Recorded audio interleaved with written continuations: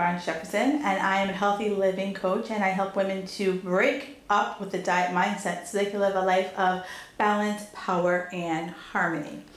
So today I'm really excited to talk about this topic. I've been thinking about it for a while, and it kind of was like on my heart, and I said, let's just open up this can of worms and talk about it. And it's going to lead into a series of things we're going to talk about over the next several shows. So my first thing is that people always ask me, like, why do I do this? Like, why of all the things you could do in life, like, why are you into health? Because like sometimes people don't want to be healthy. Some people don't want to lose weight. Well, they do, but they don't, right? And my reason for why I do this, one, I just absolutely love it. Talking about this lights me up. I could talk your ear off all night long about this. But the biggest thing that I like about this is my why, okay? Simon Sinek, he, kind of popularized having a why. And my why is, I believe there's a healthy person inside of every single person. I believe that. And it's just a matter of figuring out what it's going to take to bring that healthy person outside. And, kind of look at it as like a Rubik's Cube of fitness. What is it that's inside of you right now that needs to, maybe we solve one side. Maybe we solve two sides. Maybe we solve three sides. Maybe we solve all four. I don't know. But it's like being willing to do that work to figure out your Rubik's Cube. And, I know for a lot of people that takes courage, that takes faith. And, today we're going to really talk and dive into the courage piece of this, because a lot of it is that, we've been burnt before. And it's like the old adage, like if I put my hand on a stove and I get burnt, do you think I'm going to put my hand back on that stove? No. You've learned your lesson. You're like, ooh, fire, it's hot, and we fall through this trap with everything. We get hurt, we don't want to do that again. Relationships, bad jobs, bad animals, whatever. Anytime that we get hurt, it's a human instinct, we repel whatever it was that hurt us until we heal that. And it's easy, if you want to heal it, it's possible to heal it. And some wounds, I'll admit, some wounds are like, kind of like a surface wound, and some wounds are like deep and require a lot of stitching and a lot of healing. And so with that, we have doubt. It's like, in the past, this is what happened. How am I to believe? How am I to have faith that this time around it's going to be different? How am I going to have faith that this time around I'm not going to lose all this weight, I'm not going to feel great about myself, I'm not going to buy all these new clothes, and then, 3, 6, 9 months, years, days, I'm back at the store buying larger sizes, and I'm pissed at myself. And I'm back in that same, I'm skinny, I'm heavy, I'm skinny, I'm heavy, that vicious circle that some of us kind of get lost in that circle. And the biggest thing about this is that we have our ego. Our ego likes to keep us safe. Our ego likes to be the person who kind of puts bubble wrap around us to make sure that we're never hurt, and if we are hurt, it's just a little bump and we're okay. It's kind of like when that toddler falls and he kind of wants to cry and then looks around, and then you're like, you're okay, and he's like, okay, I'm okay. That's what our ego wants us to feel. That's how it wants to be. It wants us to be safe. It never wants us to feel unsafe. And as soon as the ego starts to feel unsafe, as soon as the ego starts to feel that there's changes that are happening, it does whatever it can to keep us on that safe course. It's like, it's drive 55, put on your blinker when you change lanes, kind of safe, right? So, but at the same time, our minds are talking, and our minds are like, but yeah, I want to be over there. I want to be the girl rocking those skinny jeans. I want to be the girl who, isn't binge eating every Tuesday night watching NCIS. I want to be that. I don't want to be this girl that I am right now. And our ego's like, but it's great over here. Get your cozy sweater and sweatpants and come on, meet me on the couch. And it's a real, power struggle around that. And And it's easy to, sit around and play that comparison game and get all kind of like, oh, well, I won't be as good as so-and-so. I won't be, won't happen as fast for me. And then that's the little games that the ego like whispers in your ear to keep you on the couch, eating Dublin mudslide. So here's where I encourage you to be willing to be a beginner. Everybody is a beginner at some time. Everybody. And Malcolm Gladwell, that's what his name. Malcolm Gladwell. He wrote a book called Outliers. It's a great book if you guys want to pick it up. And it talked about what it is to be an expert, right? And there's like two schools of thought about expertise. Malcolm says that in 10,000 hours, you're an expert. 10,000 hours of learning, you're an expert. Then you have other people who are like, are uncomfortable with that term expert because you're always learning. And, for most people, an expert is really only a handful of steps ahead of where you are to make them an expert. So Malcolm Gladwell says that, after 10,000 hours. So we spend 10,000 hours with ourselves, right? At least with ourselves. Now the question is, do you feel like you're an expert on yourself? And are you willing to become that expert on you? That's the hard part, is are you willing to become that expert? Because some of you might be an expert at your job. Some of you might be able to do things that I can't even fathom doing, that just will blow my mind.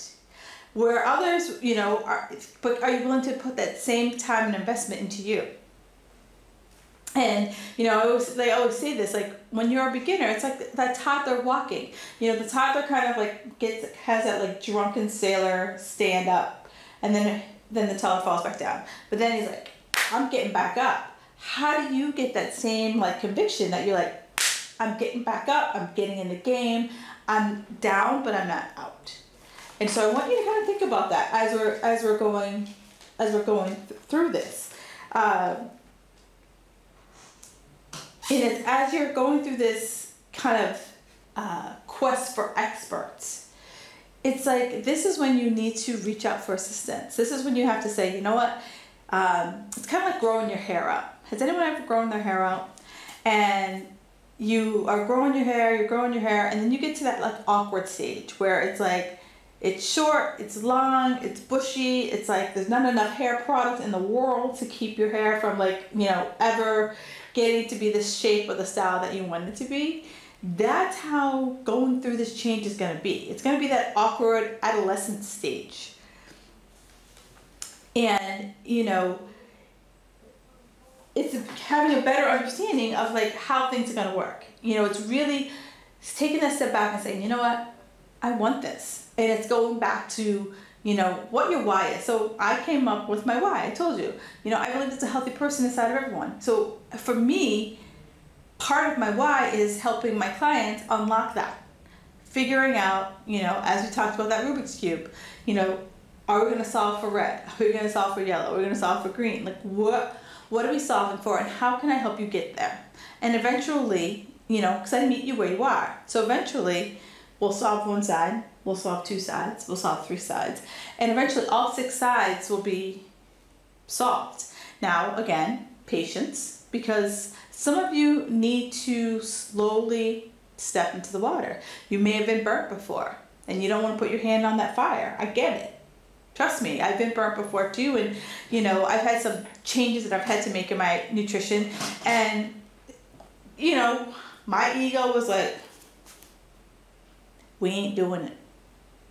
And it was really a struggle for me to just say, okay, let's start with this meal. Let's start with that meal. Let's start with this meal, and slowly bring myself into this. So I'm not immune to, change not coming like that. For some things, change is like that for me. I have no problem changing that. But at other times, you have to meet yourself where you are, and don't beat the crap out of yourself if you're not able to change on a dime. Because at the end of the day, I want this to be long lasting. I want you to be able to look in the mirror at yourself 3 months, 6 months, 6 years from now and say, you know what? I did it.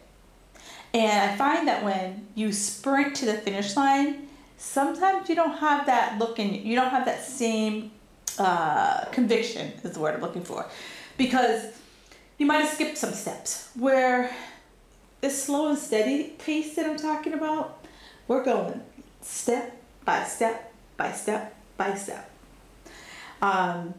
And as you do that, you're going to learn what your strengths are. You're going to learn more about you than you thought you knew about yourself. And by playing to your strengths, that's how you're able to, not have, a brownie bring you to your knees. That's how you're able to go to a party and not be all stressed out because there's going to be food. You're going to be so strong in your convictions. You're going to be so strong in what you want to accomplish that you're going to be like, I don't need no brownie, or I can have one brownie. It's fine.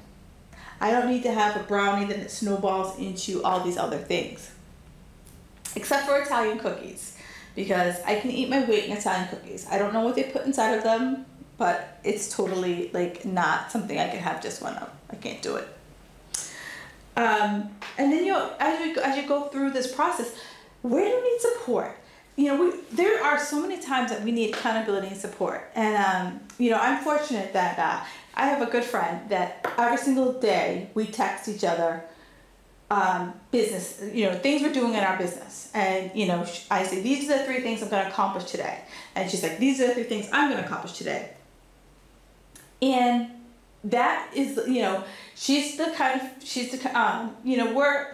would say we were business besties first, and then we became friends, but she's the person who will hold my feet to the fire. And if I say that I'm going to call 3 people and write a blog post and I don't do it, she's going to be like, so what's that all about?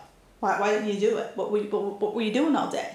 She'll call me on my stuff. And so you want that kind of accountability partner in your life. You want that person who's not going to be like, you were busy, it's okay. You want someone to be like, girl, if you want these goals, you gotta go for it. You gotta do the work. You can't just buy the program and expect for it to by osmosis jump on you. And the biggest thing that I always say to people, when you're trying to find this courage, what inspires you? What is that vision that you have of yourself? And when I was competing, I live here in Boston, and it's cold. And there are times when it's snowing outside, it's 2 degrees, and in order to go to the gym in the morning, because I'm a morning workout, in order to go to the gym in the morning, I would literally have to scrape off my car, drive to the gym in the snow, park my car, scrape off my car when I left the gym, drive home, shower, change, scrape off my car again to go to work. 3 times I'm scraping my car. Do you think that's exciting for me? Do you think that sprung me out of bed? No. But when I was competing, the thing that sprung me out of bed was I'm like, you know what? Here it is 5 a.m. and I know some girl got up at 4.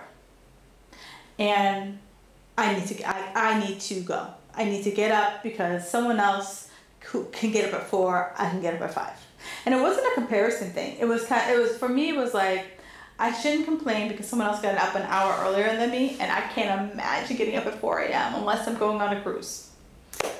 So that's what inspired me when I was competing. What inspires me now is that I want to stand up in my classes, and I want to look like I walk the talk. I want to inspire my class that if you ask me a question about health and fitness, I don't look like I'm eating ho-hos. So when that alarm goes off at 5 a.m., and it still does, I roll over. Sometimes I don't be like, yeah. Sometimes I'm like, let's do this. And I drag my ass out of bed. So think about it. What's your inspiration? What's your vision?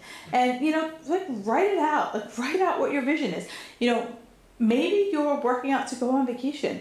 Maybe you're working out because you're just so sick of getting into your closet and you're like, what's going to fit today? I've been there and that stinks. But it also feels amazing when you've been working at this and all of a sudden you have several pant choices and you're just like, modeling like you're Naomi Campbell walking the runway on Fashion Week. And as you kind of like visualize what your end goal is, it's play with it, have fun, and use that as that, and that's what you use as the what's gonna get me out of bed when I'm at that party. Brownie, carrot, where do I go? And it's these things that you think about that light you up around health and fitness, and I know that for me, that's what lights me up.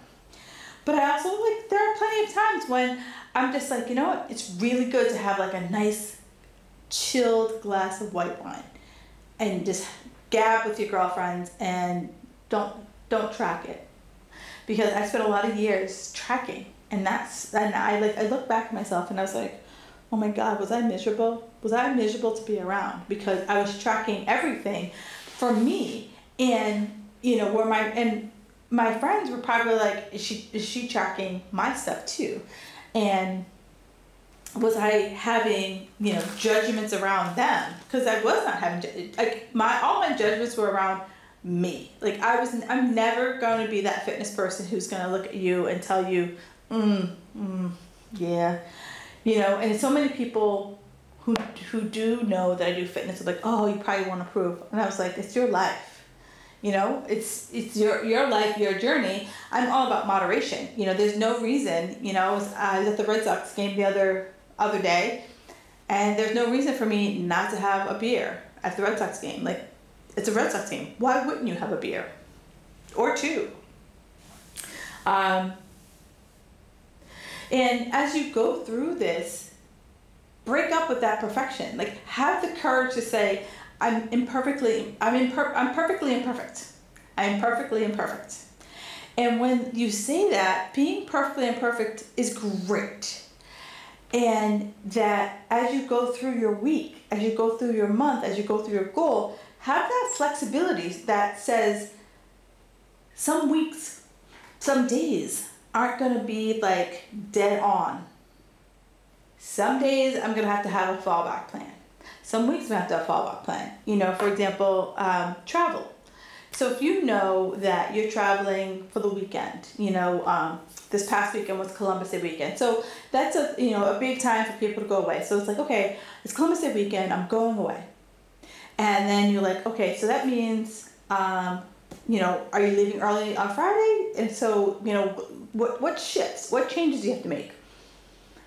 Are you, wherever you're going for that weekend, are you staying at a hotel? Are you staying at an Airbnb? Are you staying at a place that you can, bring food? And when I say bring food, I'm not talking bring this giant cooler full of food.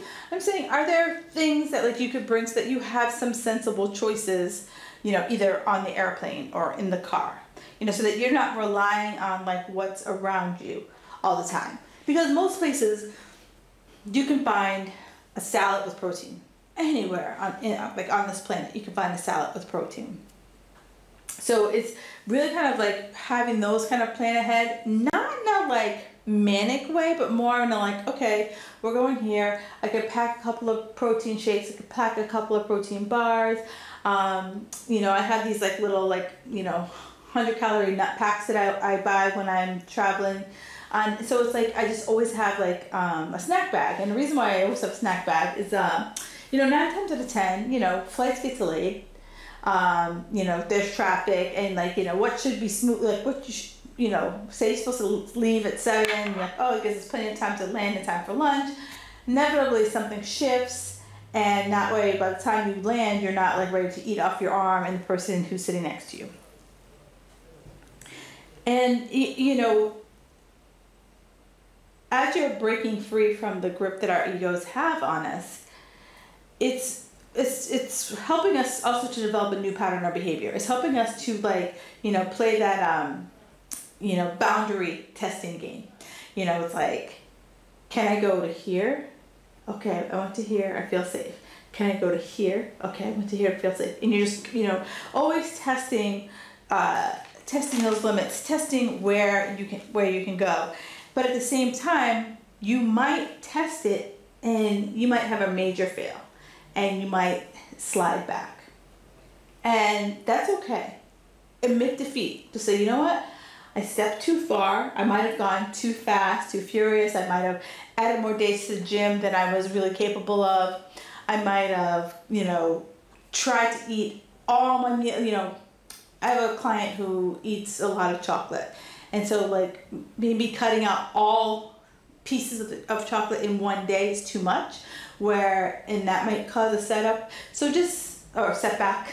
So admit that you have defeat. And so like, break down your goal. Maybe it's like removing one piece of chocolate. Maybe it's focusing on having one great meal a day.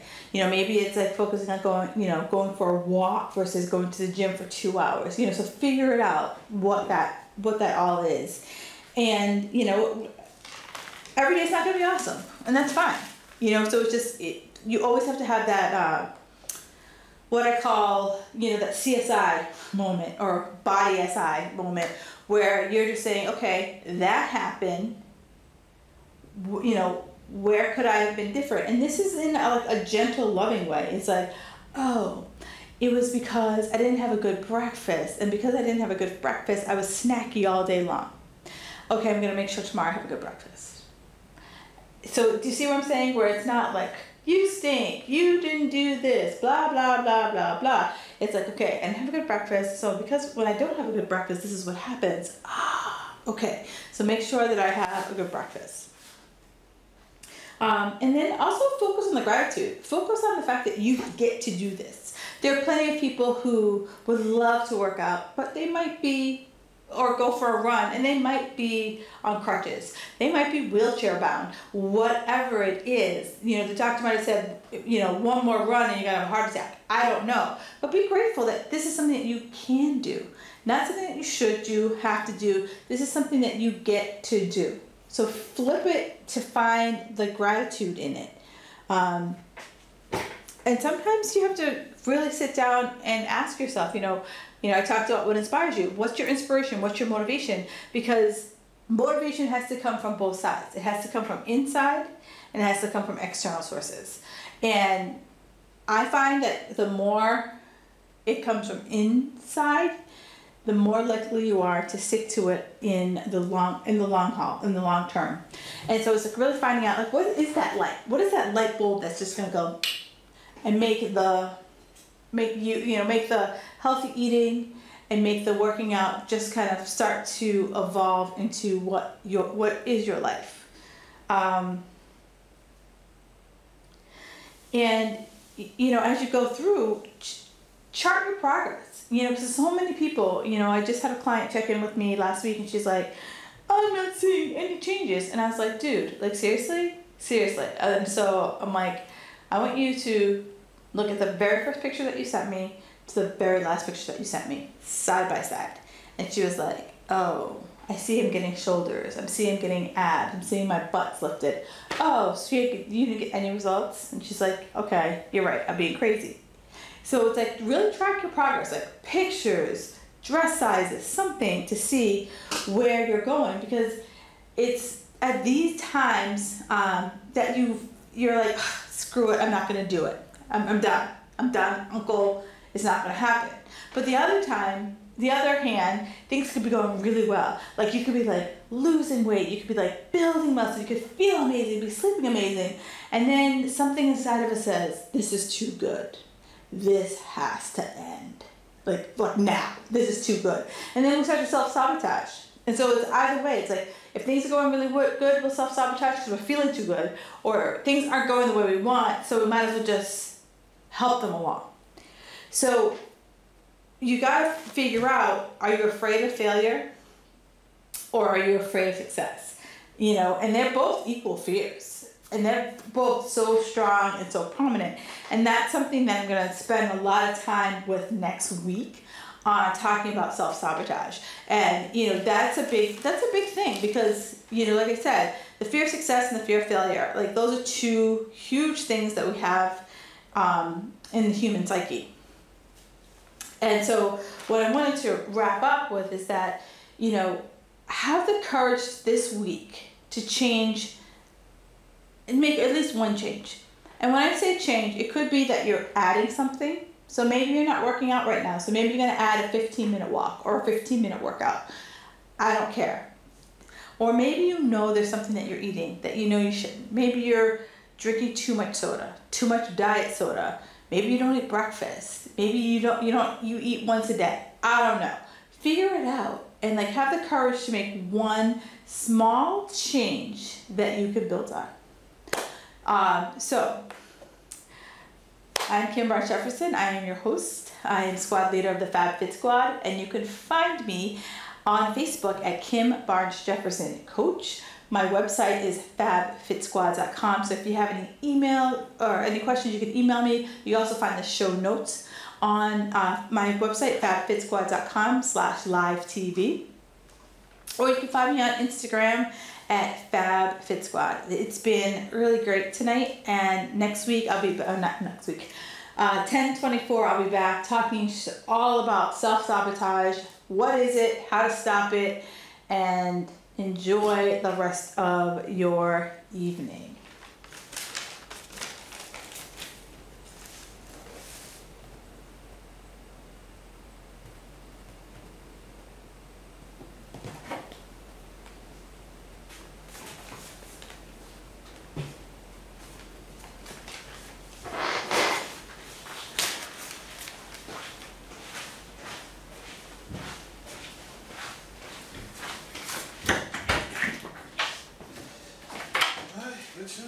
All right. Have you ever been to Australia? Oh, the family have. Wow. Just give me a t-shirt. But you gotta go. One day. I have family there. Yes, do. It's beautiful, beautiful, beautiful. Yes.